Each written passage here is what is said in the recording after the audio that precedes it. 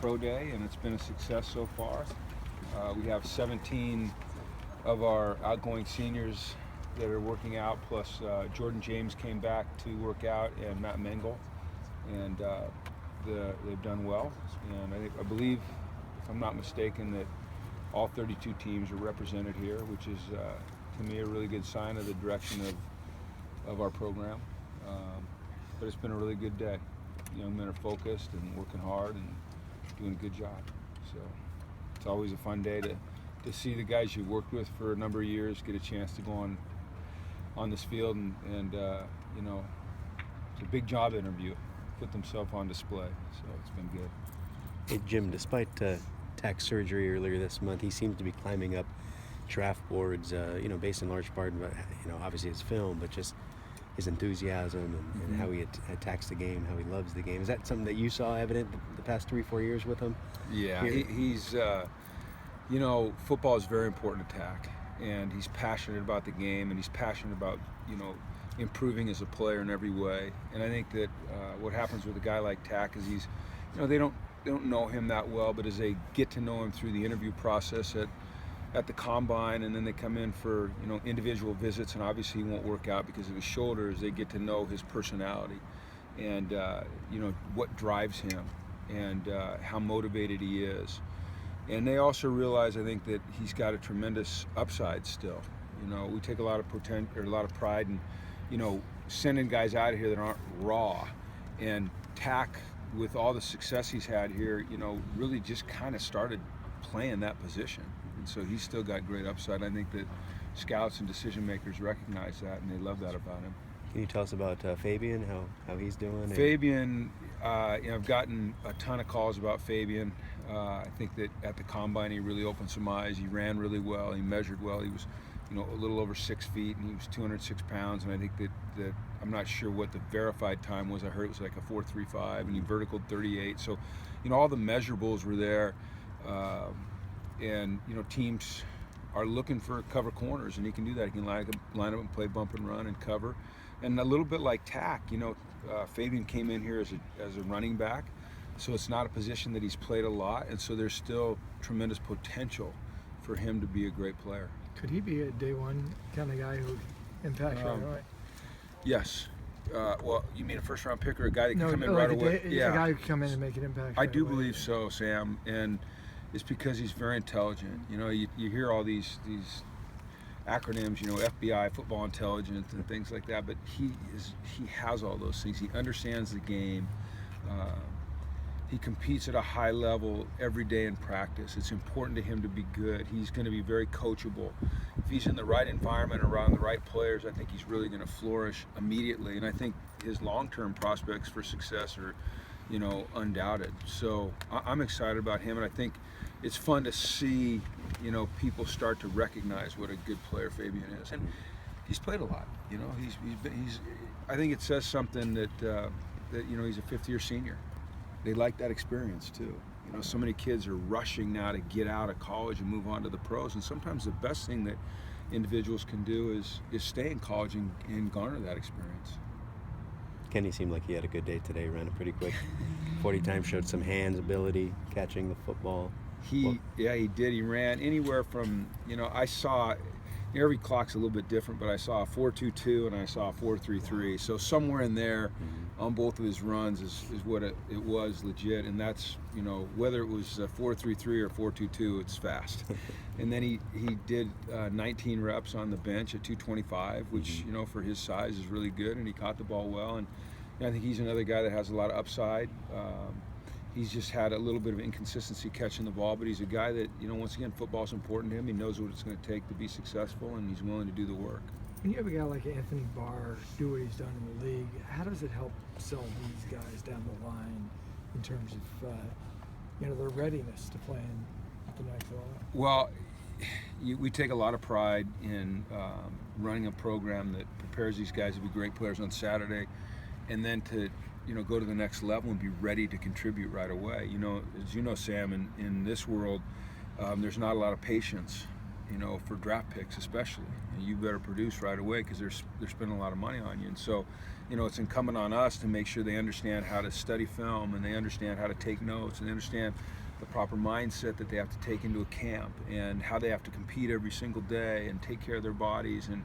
And I think we've done a good job of that. You get word back from, say, the Vikings. You're talking about Anthony Barr, and you're talking about Eric Kendricks and Anthony, and when George Patton calls and said we've never had two guys that were so prepared from day one to come in and play, I think that says a lot about the program that we're putting together. What did you see out of Jayon today, and what do you think his potential is at the next level? Well, I think Jayon, he had a good day. People are going to question his size. He measured in at, I think, 6'0", so 6'1 and a quarter, 226. So they're going to question his size a little bit, but he ran well. And when they turn on the tape, they're going to see a guy that makes plays, and he's physical. And I think that, they're going to compare him to Eric Kendricks, who's probably pretty similar in size at his pro day. And they're very similar as players and personalities. They're both great leaders, tremendous teammates, team-first guys, selfless players. When I talked to the scouts, I compared him to Sam Mills, who I was fortunate to coach in New Orleans. Kind of a guy that people thought was too small, but he got it done because he was smart, instinctive, worked at it, studied the game. And I think Jayon's got a lot of those qualities.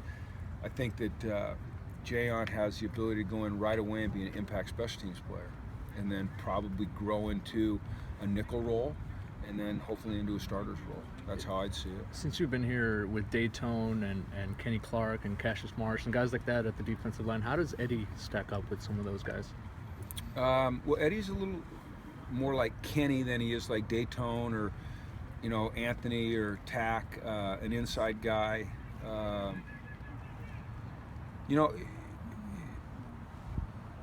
You're going to go a little bit on potential with Eddie, I think.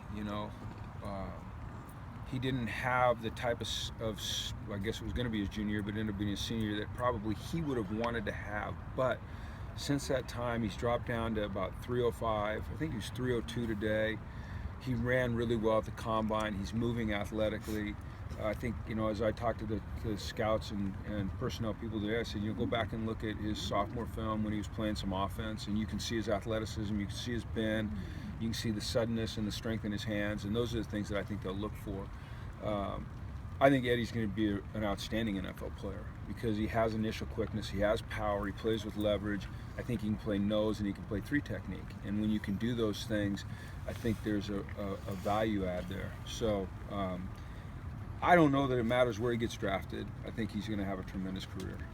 What's the key for him in terms of reaching that potential that you talked about? Eddie, just continuing with the work ethic that he's demonstrated here recently, where he just is of a singleness of purpose and very focused and working on his craft. And, I think when he gets to that level and he can take all of his focus and put it on football and not divide it between school and social and football and just make it football, that you're really going to see him jump. I mean, it's unquestioned that he's got great athleticism for a big man, and just him having the ability to really focus in will be something that'll help him tremendously.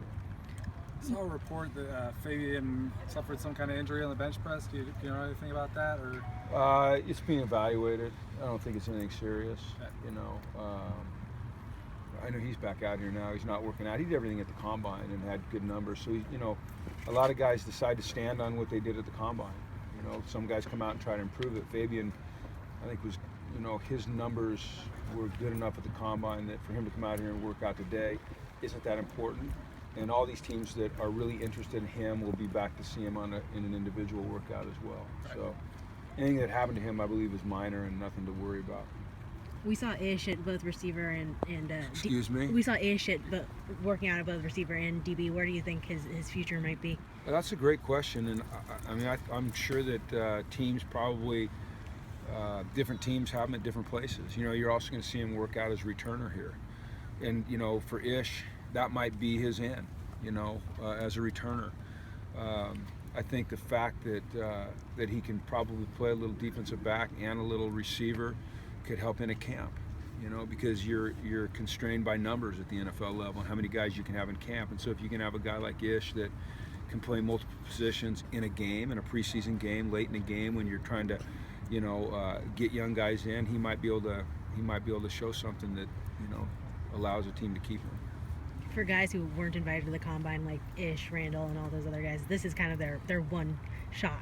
This is their combine, yeah, and really, it's not their one shot in that a lot of these teams will come back through and do individual workouts. I mean, Randall has already worked out for the Tennessee Titans on his own, so this is just a chance for coaches to get a little bit more up close and personal with them, scouts, decision makers, and then they'll spend the next couple 3 weeks coming back through and working with these guys individually, putting them on the board, testing their football IQ, taking them to dinner. I mean, there's a lot of little tricks these scouts use to find out about the character of a kid and the reliability. So our guys will be ready for whatever challenges are presented to them.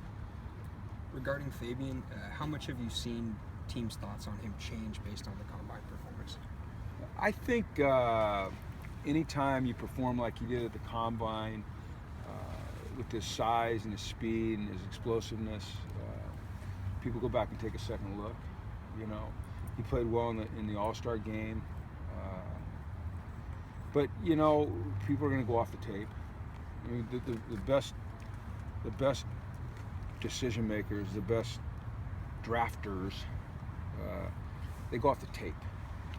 They don't necessarily go off a 40. A 40 might confirm, something one way or another. A vertical might confirm something one way or another. But if you ask a general manager in a moment of, weakness, to be honest with you, they will tell you that, it's the tape. I'm going to look at the tape and see what kind of player is. And I think Fabian is a player that has shown improvement every single year. How was your mountain climb? My mountain climb was great. Yeah, it was a lot of fun. So. Guys, good. Okay, thanks Thanks, everyone. Jen.